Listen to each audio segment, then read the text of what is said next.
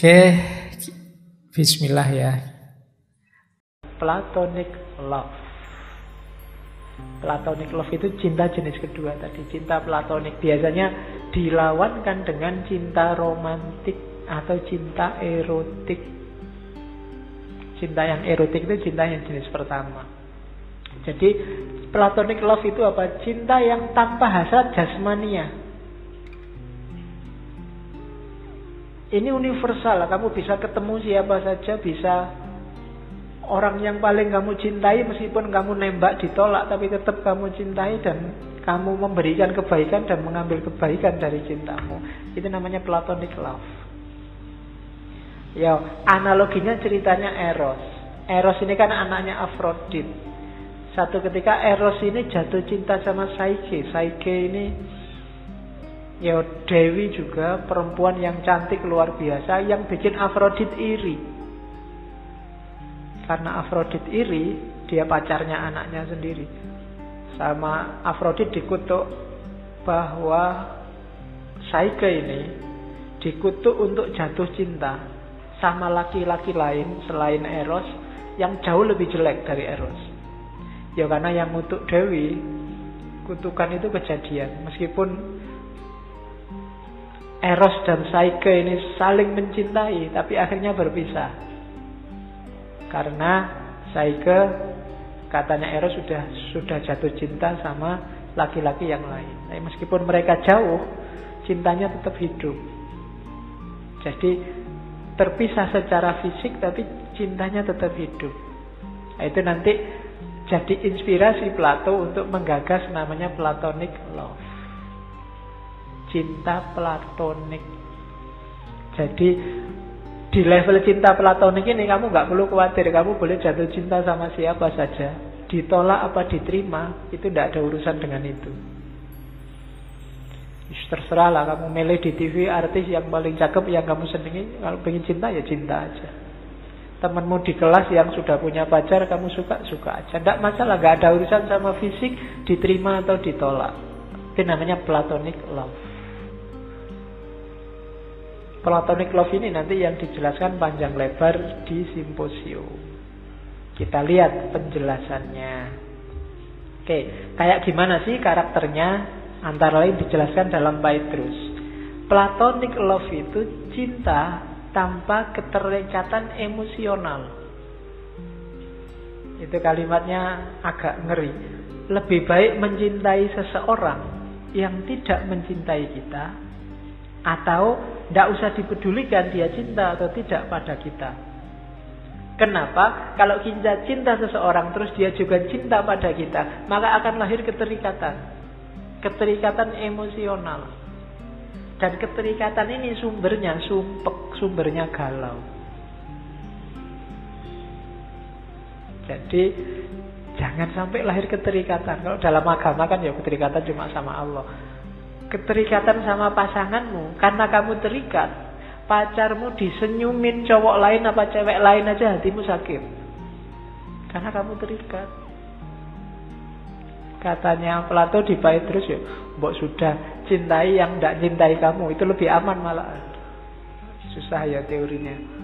Masa Pak gak suka kita cintai? Iya, karena orang yang tidak mencintai kamu dan kamu cintai, di antara kita berdua tidak ada keterikatan emosional. Jadi aku bebas berbuat baik terhadap dirimu maupun engkau terhadap diriku, enak.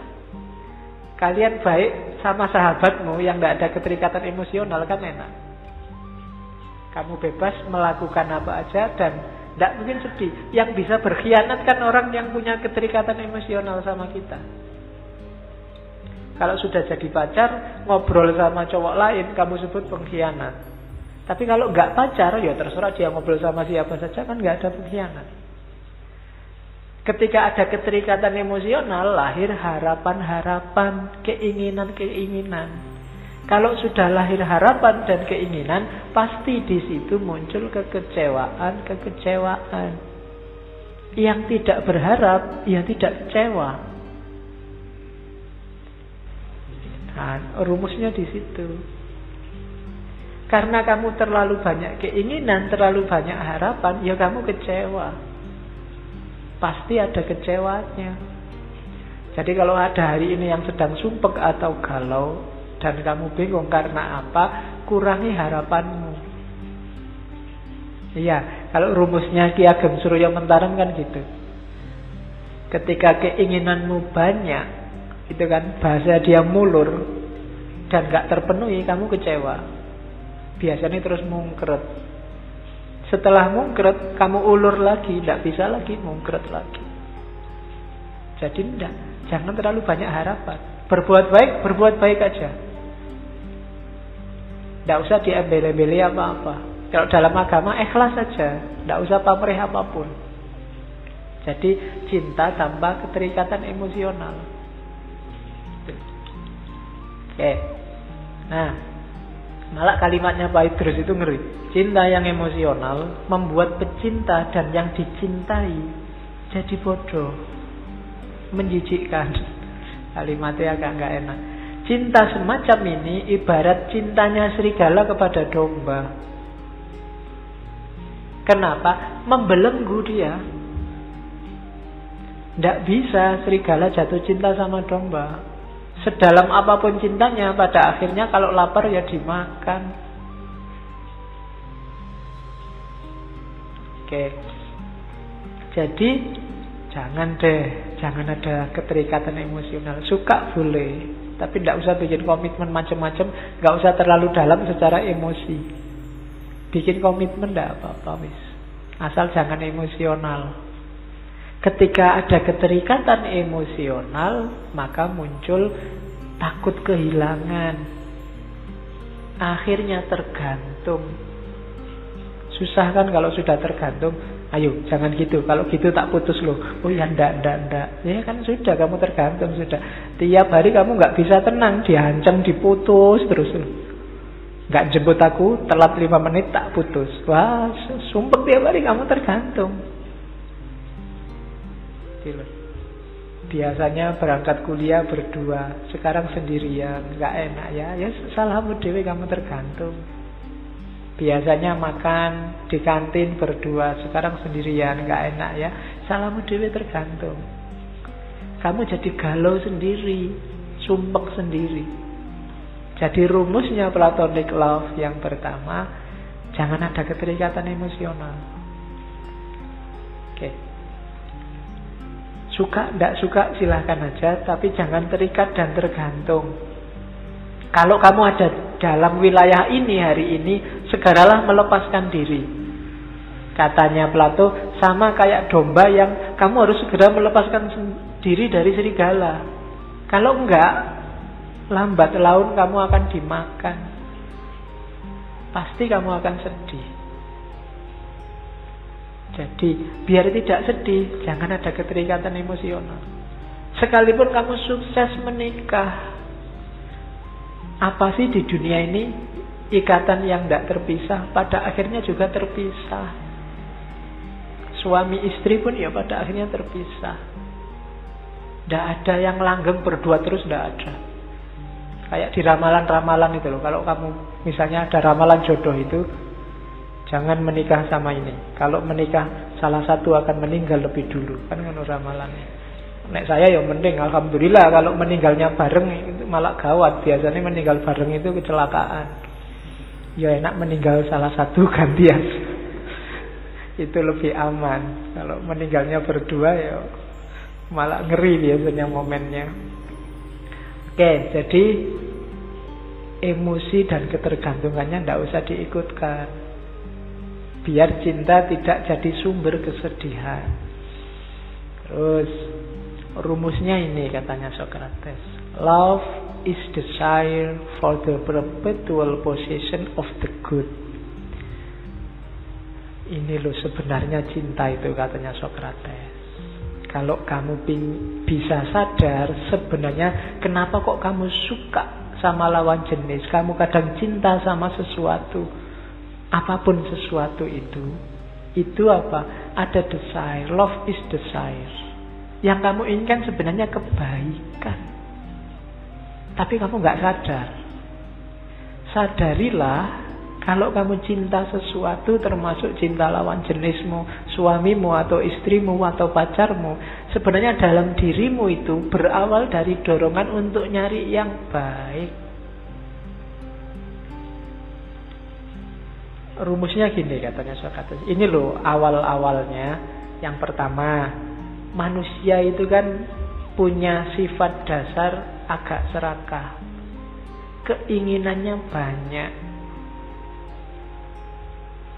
Yang diinginkan itu biasanya untuk kebahagiaan. Yang kita inginkan menuju kebahagiaan itu kan segala yang kita anggap baik.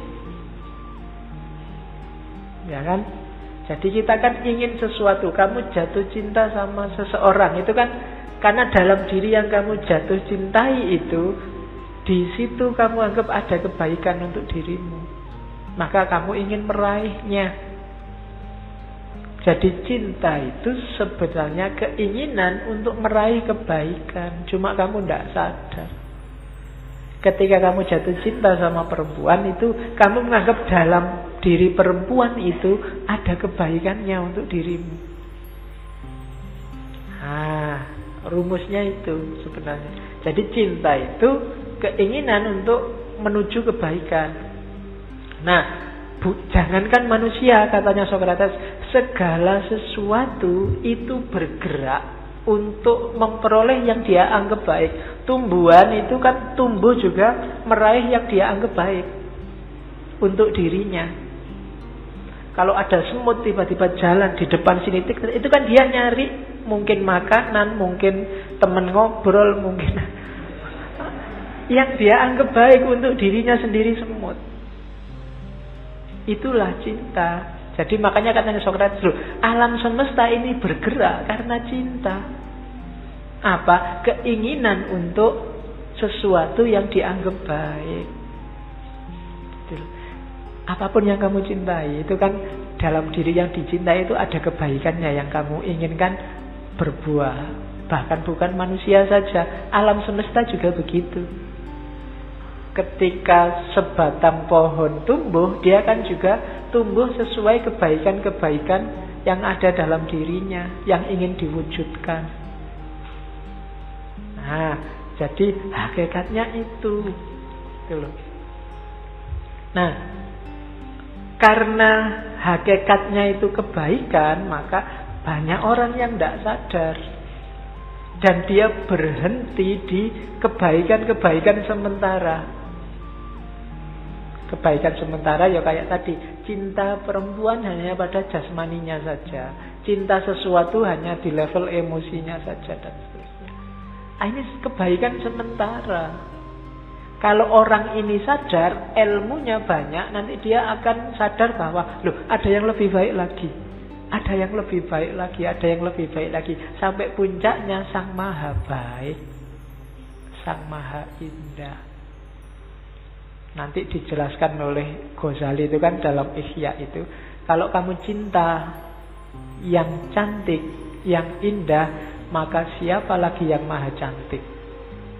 Kalau kamu cinta pada yang bisa membantumu, bisa memenuhi keinginanmu, kalau kamu sadar siapa sih di dunia ini yang paling mampu memenuhi keinginanmu, kalau bukan dia. Kalau kamu cinta pada dan seterusnya, itu nanti di Ihya-nya Ghazali. Jadi cinta itu keinginan untuk menemukan kebaikan untuk hidupmu. Dan kalau kamu sadar, kebaikan itu tidak cuma itu. Harus kamu lampaui keterikatan fisik, keterikatan emosional tadi. Oke, ini saya sisipkan sebentar. Apa sih baik dan indah itu? Kalau di Plato, baik dan indah itu adalah sesuatu. Baik dan indah itu harmoni, keindahan itu harmoni. Harmoni itu apa? Harmoni sesuatu yang lahir dari hubungan yang pas. Harmonis itu namanya. Hubungan yang pas itu apa? Segalanya bermain pas sesuai proporsinya. Itu indah. Laptop itu ada di sini, di depanku. Mikrofonnya di sini, tehnya di sini. Ini kan Kalau dalam bahasa itu harmoni, pas. Dia main sesuai perannya masing-masing. Kalau saya ngomong di sini, laptopnya di sana, terus mikrofonnya di belakang sana, lah sumpek aku kalau mau ngomong harus ke sana-sana. Nggak pas, nggak harmonis. Jadi, maka harmoni itu apa? Ketika variabel-variabel yang ada memainkan peranannya secara pas dan proporsional. Hakim ya jadilah hakim yang benar, yang gubernur jadilah gubernur yang benar, ulama ya jadilah ulama yang benar. Itu harmoni. Jadi harmoni itu bukan kok tenang, damai, nggak ada masalah, enggak. Harmoni itu ketika semua unsur main sesuai perannya masing-masing secara proporsional. Gitu loh. Yang politisi ya jangan jadi ulama. Yang ulama ya jangan jadi pemain bola. Yang pemain bola ya jangan jadi gubernur. Yang artis ya jangan jadi, dan seterusnya. Mainkan sesuai porsinya masing-masing. Di situ lahir harmoni. Kalau harmoni lahir, di situlah ada keindahan. Dan kalau sesuatu sudah bermain sesuai porsi dan proporsinya, itulah kebaikan. Jadi yang indah pasti baik, yang baik pasti indah. Itu rumusnya. Dan itu yang kita kejar. Orang itu sebenarnya mengejar ini. Kebaikan dan keindahan. Porsi dan proporsi yang pas. Yang baik untuk dirimu ya berarti yang pas secara proporsional dan porsional. Kalau kamu kuatnya makan cuma 2 piring, ya makanlah 2 piring, jangan 5 piring. Itu tidak baik dan tidak indah. Kalau kamu makan 5 piring, ya lahirnya penyakit. Dalam sehari tubuhmu kuat menampung gula berapa, ya itulah kuatnya. Kalau kamu berlebihan, dia jadi penyakit. Itu porsional dan proporsional. Oke. Terus. Nah, dari asumsi tadi, maka sekarang kita lihat jatuh cinta itu berarti apa? Jatuh cinta itu gini loh, berawal dari kesadaranmu untuk nyari kebaikan. Kebaikan untuk apa? Untuk dirimu. Kenapa kamu nyari yang baik untuk dirimu? Karena kamu tahu hidupmu itu tidak sempurna, ada kurangnya. Kamu butuh yang lain, yang baik untuk membuat hidupmu baik. Kesadaran inilah yang membuatmu jatuh cinta pada yang di luar dirimu. Kenapa kamu nyari pacar yang lembut? Karena aku sadar, Pak, diriku ini kasar. Kok kamu nyari yang cakep-cakep? Saya jelek, Pak. Ya, nyari yang indah. Orang itu selalu nyari yang dia tidak punya. Nah, jadi yang dia anggap baik untuk dirinya karena dia sadar dalam dirinya ada kekurangan-kekurangan. Oke. Nah, oleh karena itu apa? Hakikatnya orang jatuh cinta itu dia harusnya kalau dia jatuh cinta hidupnya semakin baik. Kenapa? Karena kekurangannya dilengkapi, disempurnakan oleh yang dicintai. Karena punya pacar yang sangat sabar, sedangkan kamu aslinya pemarah, lama-lama kamu nggak pemarah lagi. Belajar dari pacarmu. Disitulah harusnya orang jatuh cinta. Jadi jatuh cinta itu jangan saling mendikte, tapi salinglah terbuka untuk belajar, untuk saling bikin lebih baik. Itulah cinta. Jadi ketika tanpa cinta kemarin kamu sepi, mudah galau, mudah marah, kualitas hidupmu rendah, besok setelah kamu jatuh cinta ada yang membantu kamu untuk meningkatkan ini. Ya cinta nggak cuma sama pacar, mungkin sama guru, sama teman. Bersama-sama mewujudkan kualitas hidup yang lebih baik. Maka Nggak usah takut Pak, jangan-jangan kalau saya pacaran musyrik Pak, Allah jadi nggak nomor satu lagi loh. Caranya jangan begitu. Bersama-sama pacarmu berdua, nomor satukanlah Allah. Bersama-sama orang tuamu, mengesahkan Allah, menjalankan perintahnya. Jadi nggak kok terus menyembah orang tua, menyembah pacar, nggak kok terus menuhankan kiai, tidak begitu. Bersama-sama kiaimu kamu, karena cinta pada ustadzmu, pada kiaimu, kamu belajar untuk semakin dekat sama Allah. Karena kalau kamu sendirian, kamu tidak bisa mendekat sama Allah, kurang ilmunya, dibantu oleh kiai. Jadi cara berpikirnya begitu. Bukan kok kiai kok dijadiin Tuhan, pacar kok sampai segitunya, kayak enggak. Bukan dengan cara kamu punya pacar terus Allahnya hilang, tidak begitu harusnya. Justru dengan punya pacar, dulunya kamu malas ke masjid, sekarang rajin ke masjid. Kenapa? Pacarnya yang nyuruh, tidak apa-apa. Jadi kemarin malas ngaji, sekarang rajin ngaji. Kenapa? Ada yang diincar di antara yang ngaji misalnya.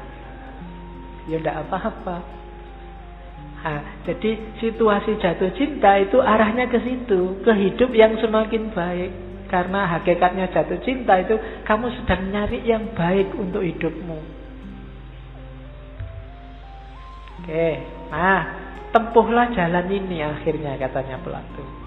Gini loh, biar kamu bisa naik kelas dalam cintamu. Jadi jalan cinta itu yang pertama tidak apa-apa wis, diawali dari fisik. Cinta hanya pada satu orang.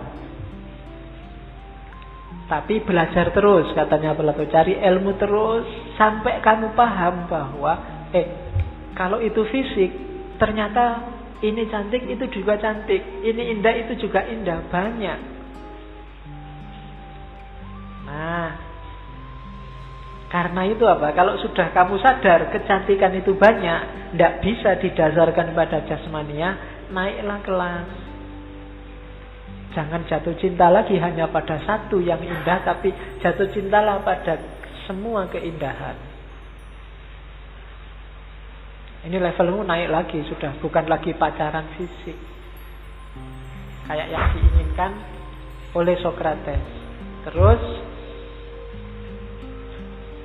level ketiga, sadarilah ternyata ketika kamu jatuh cinta pada semua keindahan, ternyata sadarilah keindahan ruhaniyah itu ternyata jauh lebih indah daripada keindahan jasmania.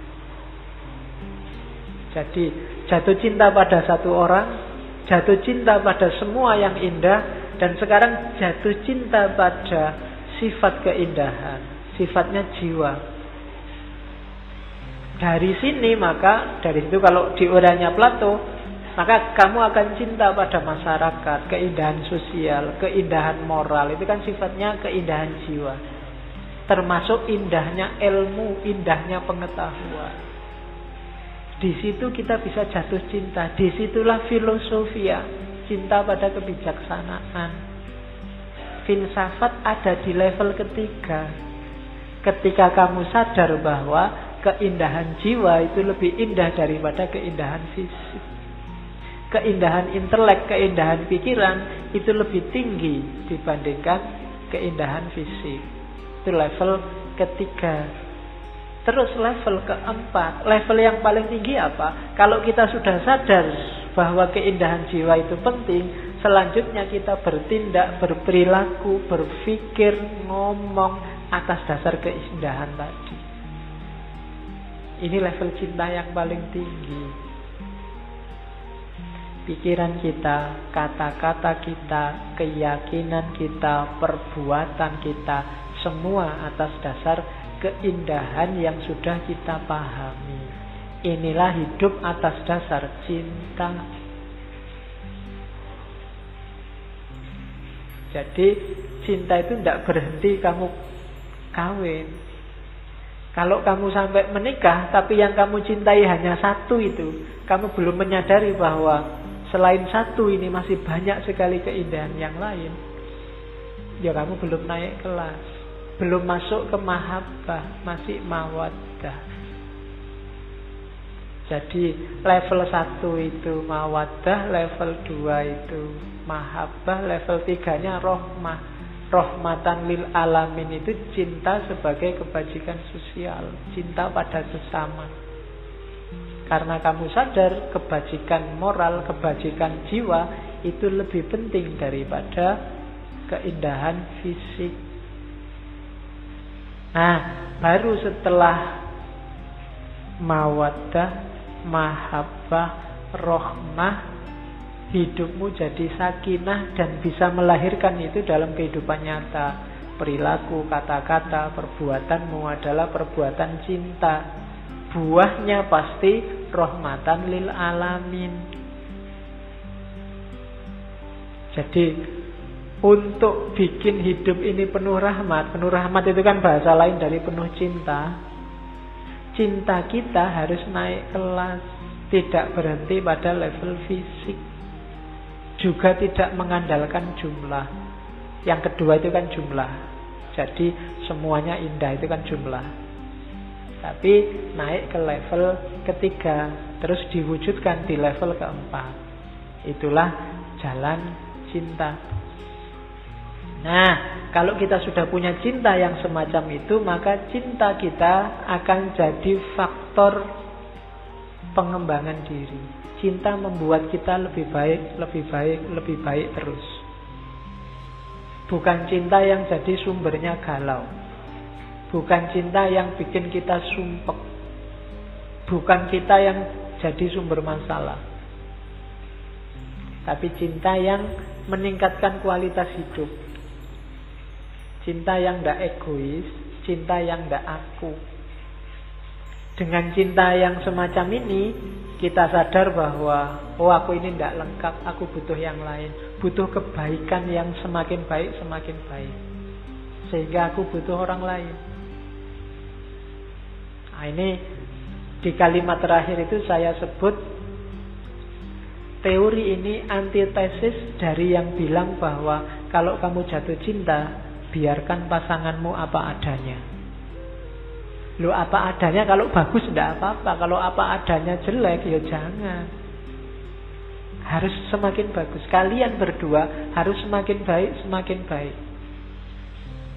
Ku hargai dirimu apa adanya. Meskipun kamu tukang bohong ya tidak apa-apa. Bohong aja sesuai jati dirimu. Ya tidak begitu.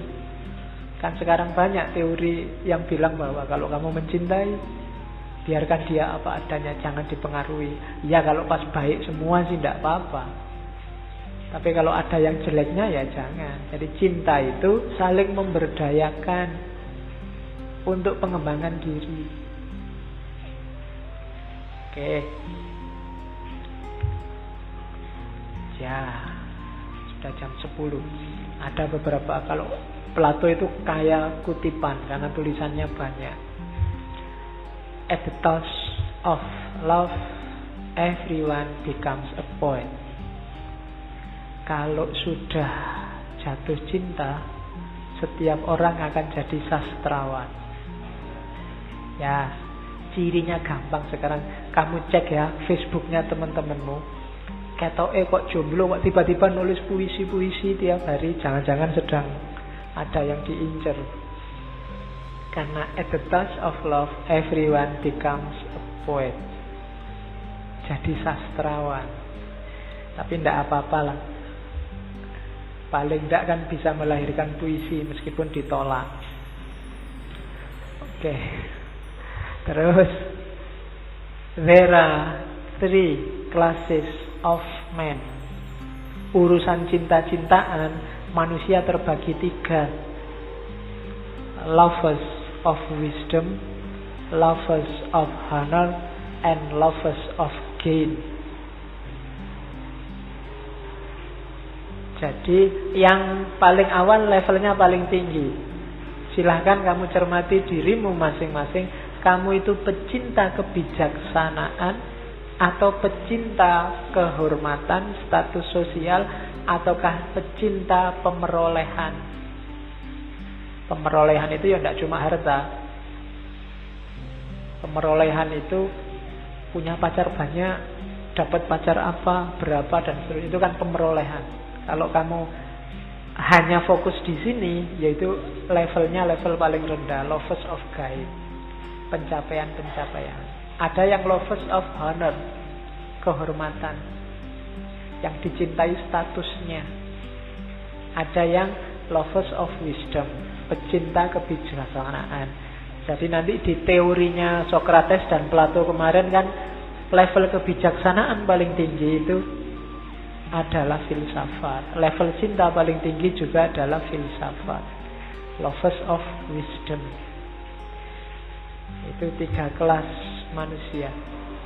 Love is the joy of the good, the wonder of the wise, the amazement of the gods. Cinta itu kegembiraan dalam kebaikan, the wonder, ketakjuban dalam kebijaksanaan, dan kebesaran dalam ketuhanan. Cintamu coraknya harus ini. Cinta yang gembira, cinta yang menakjubkan, cinta yang mengagumkan. Jangan cinta yang merusak dan menggalaukan. Oke. Ini tidak ada hubungannya sama cinta, cuma untuk nyindir hari ini aja. Wise men speak because they have something to say. Fools because they have to say something. Orang bijaksana itu mereka ngomong kalau merasa ada yang penting untuk diomongkan. Kalau enggak ya diem aja. Enggak usah posting-posting, enggak usah nyebar-nyebar, enggak usah share-share.